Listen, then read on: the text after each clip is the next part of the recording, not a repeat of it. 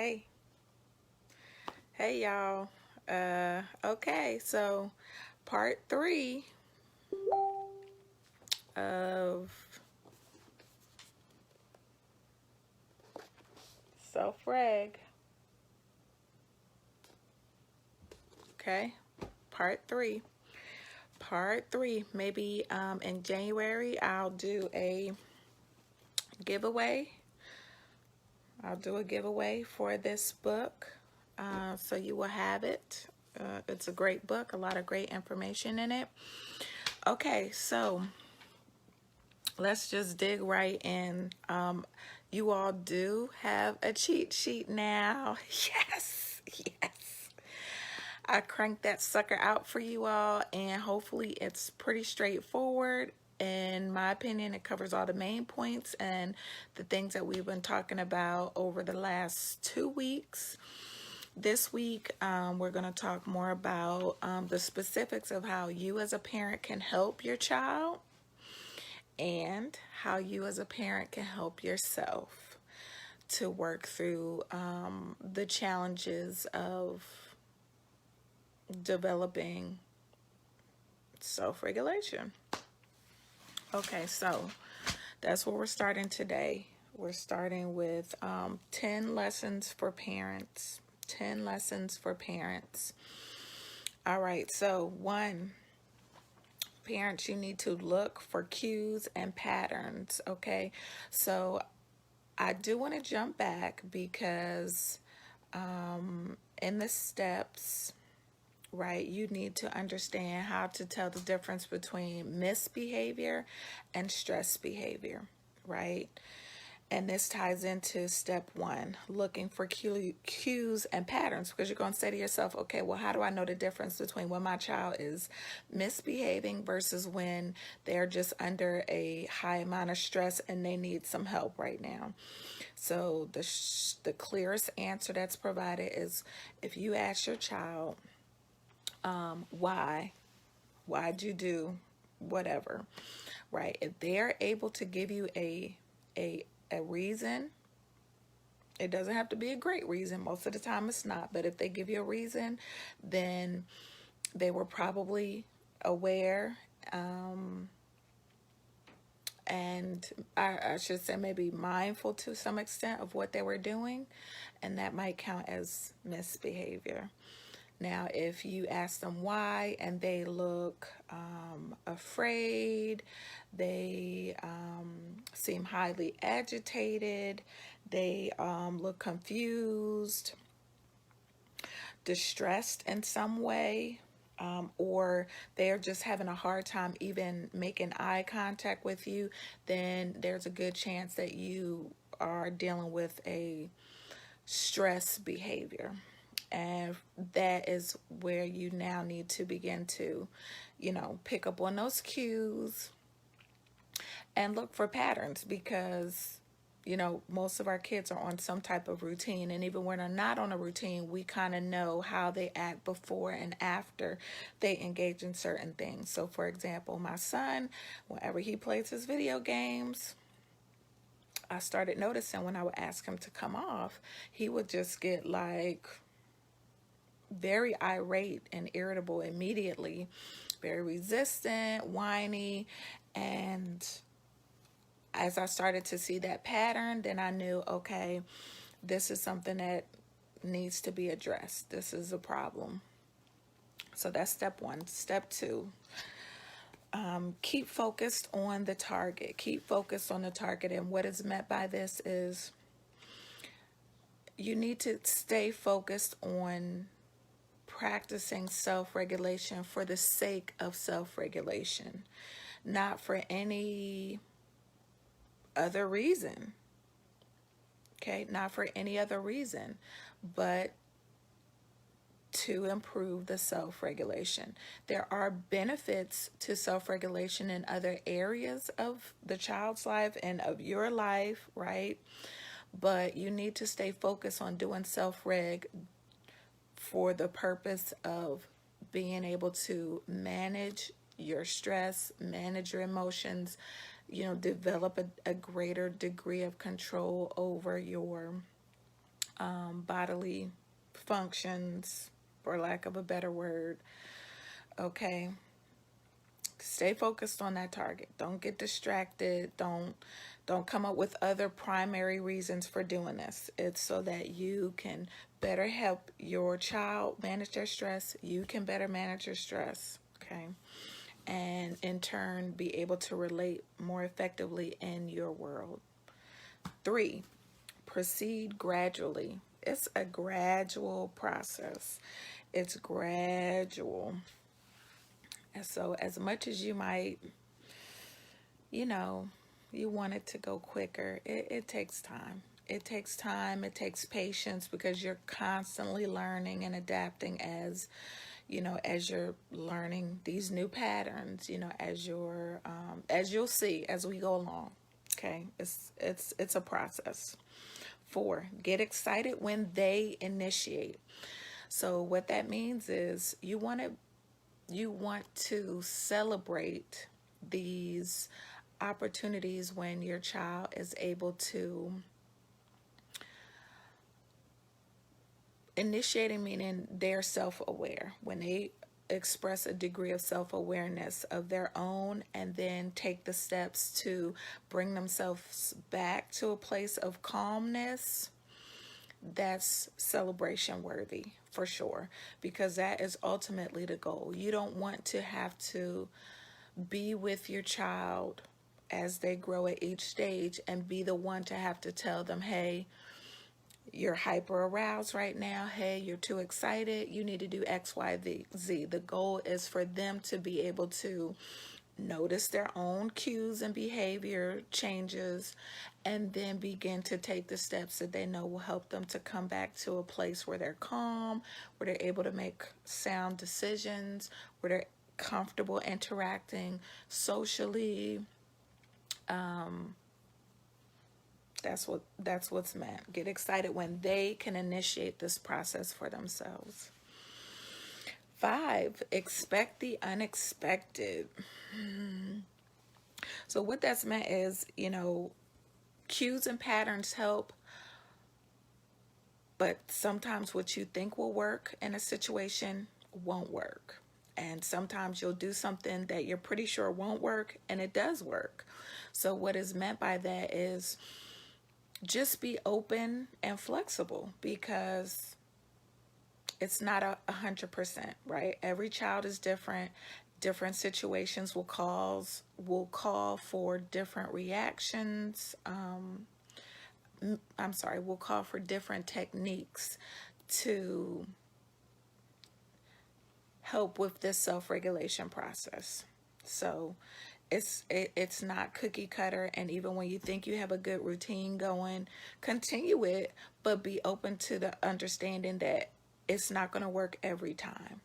It's not going to work every time. 6, calm is not a simple word. Calm is not a simple word. Now, I don't remember exactly if we went through the process of what Dr. Stuart means when he says calm, because when he says calm, it's actually a process of helping the child to understand what it feels like to actually be relaxed and comfortable. And it's hard to know when you're super excited or when you're the opposite, hypo aroused, when you're hyper up here, hypo down here.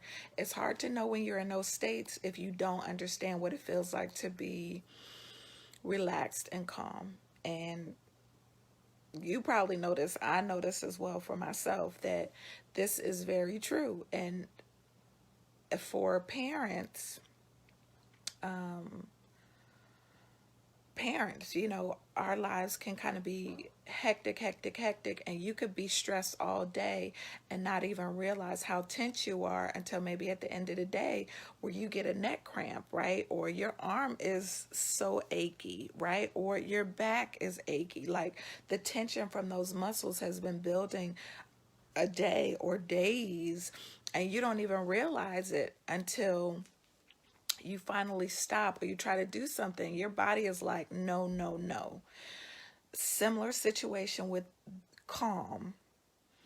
You have to know what it feels like to be relaxed in order to clearly understand when you're out of sync. And most children with self-regulation issues don't know what it feels like to be relaxed. They're never relaxed. So when I say it's not a simple word, again, that's a process in itself. So the process for calm is, explaining to the child a little bit about mindfulness. That's essentially what brings them to the place of relaxation is mindfulness techniques.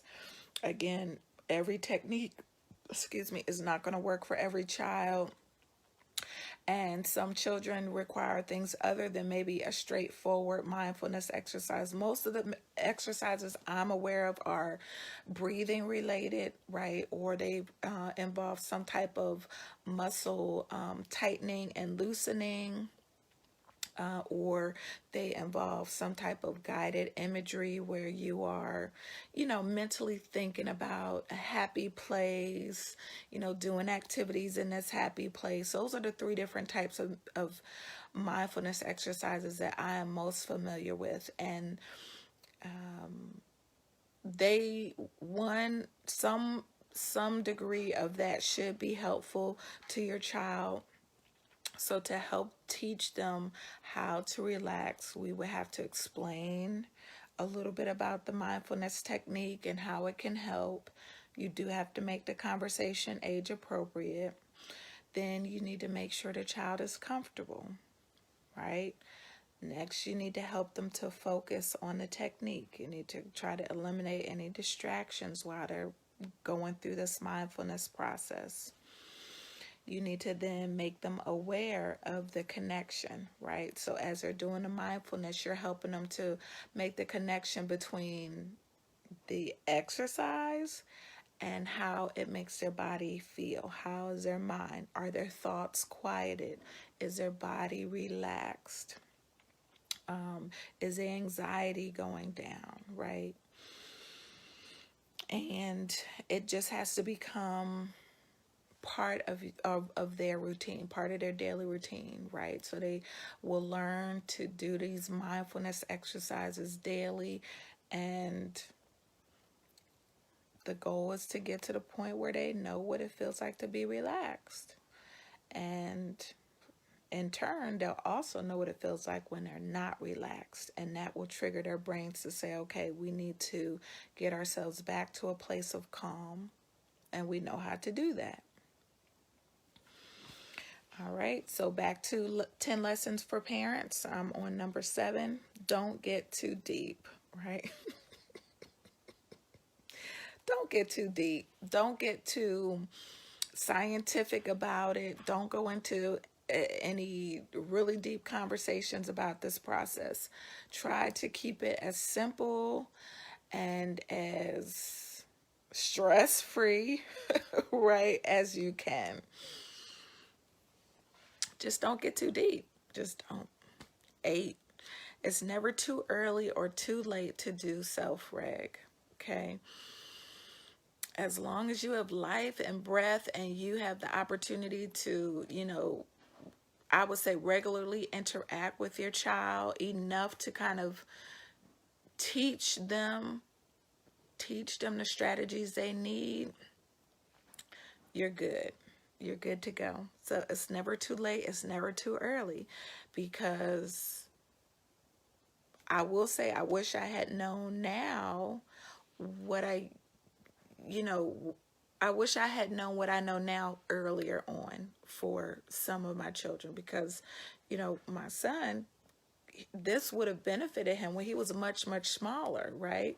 You might say, well, if they're 2 or 3, can they learn this? Yes. Yes, they can. Yes, they can. There's ways for us to explain it so that they're able to understand. All right, number 9, consider who really needs to change. So what this means is, us as parents, we are constantly getting feedback about our child from different places. We're getting feedback from grandparents. We're getting feedback from schools or daycare centers. We're getting feedback when we're in and out and about with the children, right? Just in the community. And sometimes that feedback that we get, if it's not positive, we start to ask ourselves questions, am I doing something wrong? Is it me or is it my child? And we do have to be thoughtful about this, because sometimes we want to blame the child and it's not the child. Sometimes it's us, because as you'll see a little later on, if parents aren't able to self-regulate, it's hard for the child to learn to self-regulate, right? If I'm never calm, I'm never relaxed, I'm always in a state of hyper arousement where I can't be still, I'm constantly cleaning, constantly doing, constantly running, right? How do I expect my child to do any different? But they do it in their way, right? And I do it in mine. So I can't assume that my way of hyperactivity is superior to their style of hyperactivity. So as parents, we have to really step back and be mindful about where these changes need to happen, because if it needs to happen at the child's level, there's a good chance that it also needs to happen at the parent level as well. And 10, take it personally. Take it personally. It's a personal process. It's unique to your child. If the self-reg is for you, the process is going to be unique to you, because we're all built differently. We all have different sensitivities. We all have different methods and styles that are going to work for us. So take it personal. All right, so tips for parents. So this is tips for us as parents to help ourselves, right? Back to this where I was explaining, if the child has issues, then we do have some influence in that. So 1, develop your own self-awareness as a parent. Develop your own self-awareness.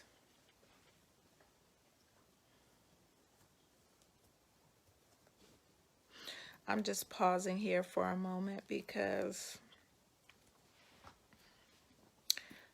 I'm sure a lot of moms are like, I don't even know how to do that. I don't know how to develop my own degree of self-awareness, because life is so hectic and there's always just so much going on.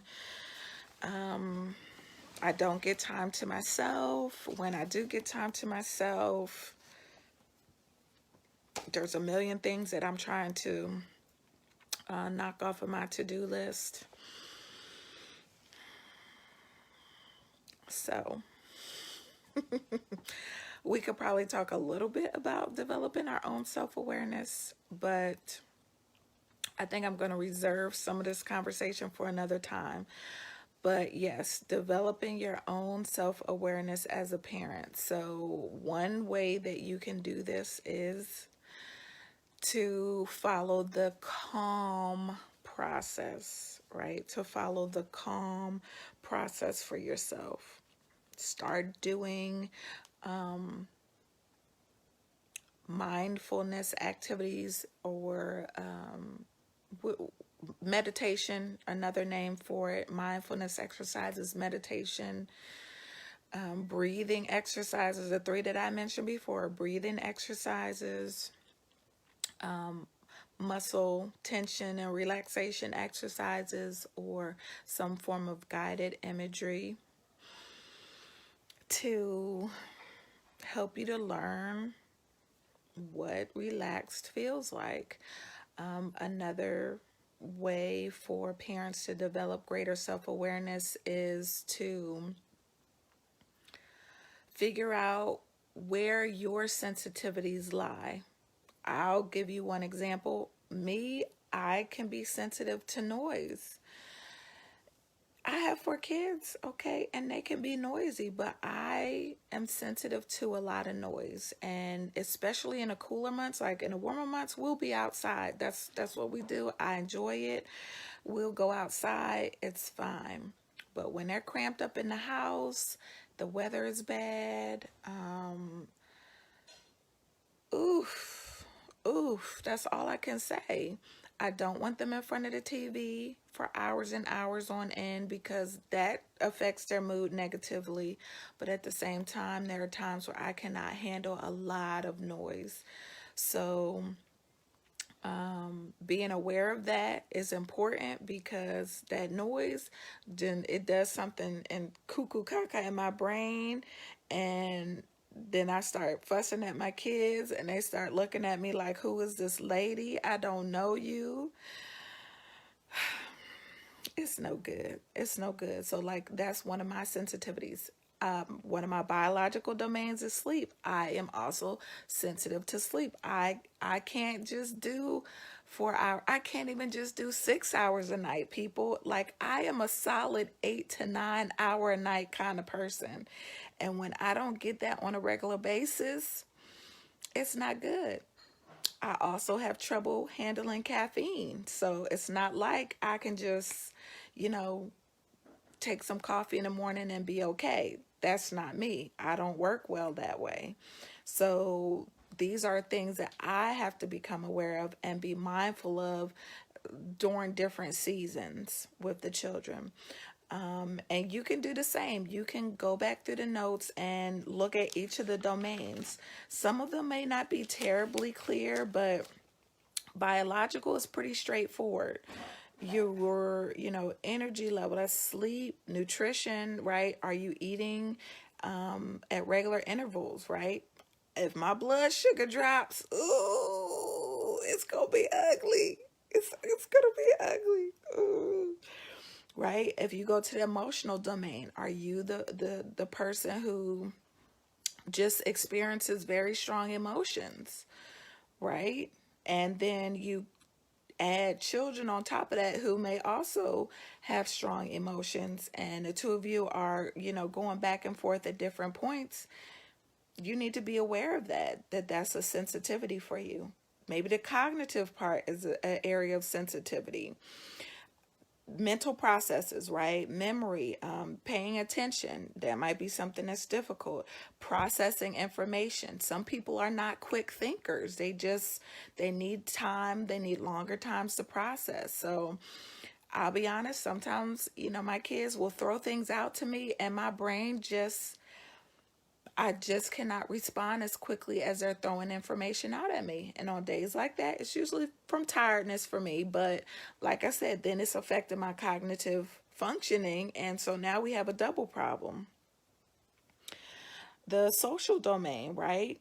Maybe for you, social environments are very hard. So times like this, where it's the holidays and you have a lot of guests in your house, or you and the kids are going over to somebody else's house, those social environments where you're trying to mingle and do small talk, if you know that's difficult for you, that's a key for you to be self-aware that you're going to have to, prepare yourself for that environment.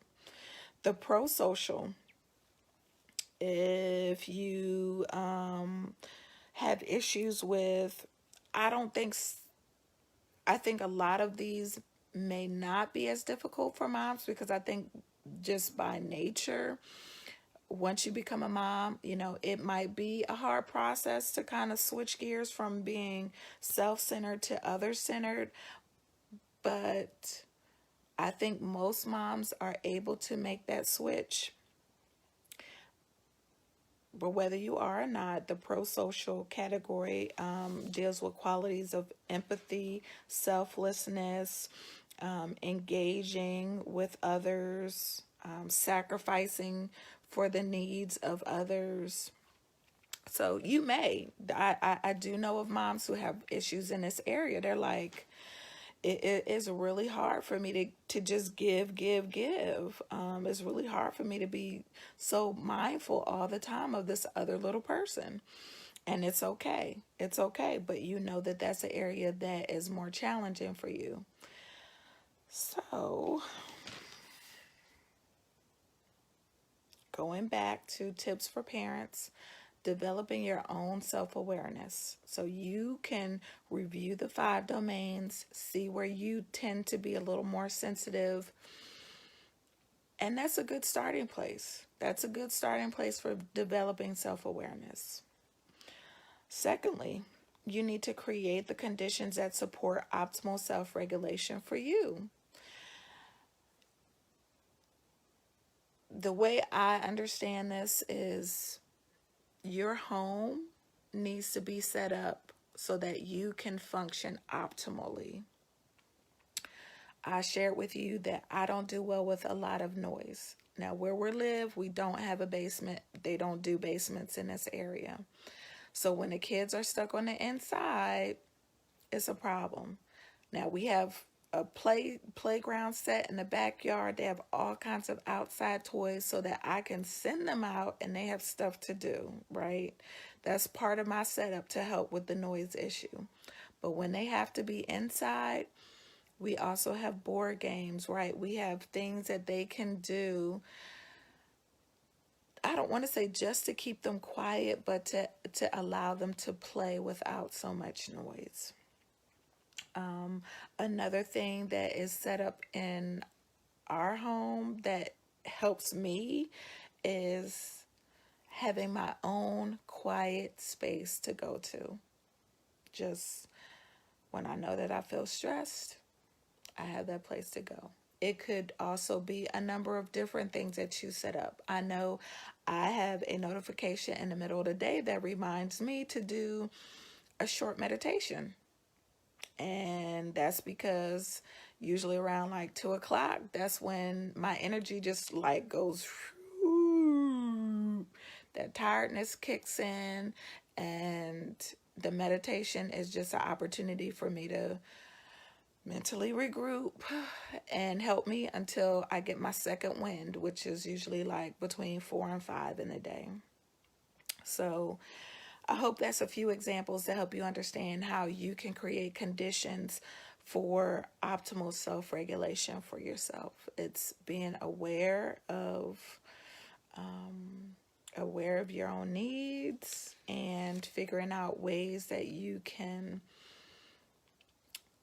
daily basis. We are going to fall short in these areas. We might cause more trauma to our children at times. We will find that we will add to our own frustration, right, by doing too much, doing too little. And okay. All right, sorry about that. I had a connection issue. I think we're back online.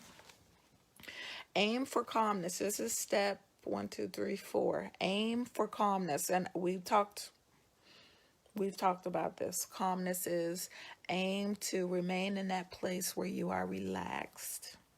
You are relaxed and you are able to be mindful of your own emotional state. And the last one is to make time to play with your child and simply enjoy each other. Connecting and playing with your child, getting, one-on-one time with them when you're able. It does so many wonderful things. I mean, there's plenty of research that supports the benefits of that parent-child bonding time, play time. There's benefits to stress relief. There's benefits to, connectivity with your child. There's a concept of, it's called interbrain, where essentially your calmness and relaxation and joy is almost like this telepathic process that goes from you to them when you're able to be in that happy state. It's like your child really is able to pick up on that, and to like their brain kind of mimics the joy that you're experiencing with them. So time for play, just that one-on-one time, is very meaningful, and I just encourage you to do it as often as you can. So if there are people still watching, I will give you a minute if you want to throw up a question before I hop off. I think we've covered the whole book, so this will be the last live on this book coming in January. I have some really exciting stuff going on. We're going to do a 3-day challenge coming up the beginning of January, and I am also going to start a new book. I haven't finalized which book we're going to get into yet, but it's going to be good. It's going to be good.